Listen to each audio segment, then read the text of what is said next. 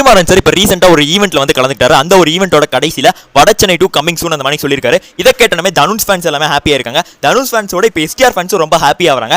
ஏன் அப்படின்னா எஸ்டிஆர் 49 படத்தோட ஷூட்டிங்கும் வந்து ஆரம்பிச்சிருச்சு. ஸோ எஸ்டிஆர் 49 தான் வடச்சென்னை 2 என்ன அப்படிங்கிறத பற்றி இந்த வீடியோல இருந்து டீட்டெயிலாக பேச போகிறோம். அது மட்டும் இல்லாமல் இப்போ வந்துட்டு சில ஹேட்டர் சூர்யானோட ஹேட்டர்ஸுக்கு வந்து வடச்சென்னை 2 வந்துருச்சு, அதனால வந்துட்டு வாடிவாசல் டிராப்னு சொல்கிறாங்களா, அதுக்கு ஒரு சரியான ரிப்ளை இருக்குது. அதெல்லாம் என்னன்னு பார்க்கறது சூரியனுக்காகவே தமிழ் சினிமா இன்ஃபோன் சேனல் ஆரம்பிச்சு ரன் பண்ணிட்டு இருக்கோம். அந்த ஒரு சேனல் ஒரு வாட்ஸ்அப் குரூப் ஆரம்பிச்சிருக்கோம். அந்த வாட்ஸ்அப் குரூப் லிங்க் டிஸ்கிரிப்ஷன் கொடுத்துருக்கேன், எல்லாமே மறக்காம ஃபாலோ பண்ணிக்கோங்க.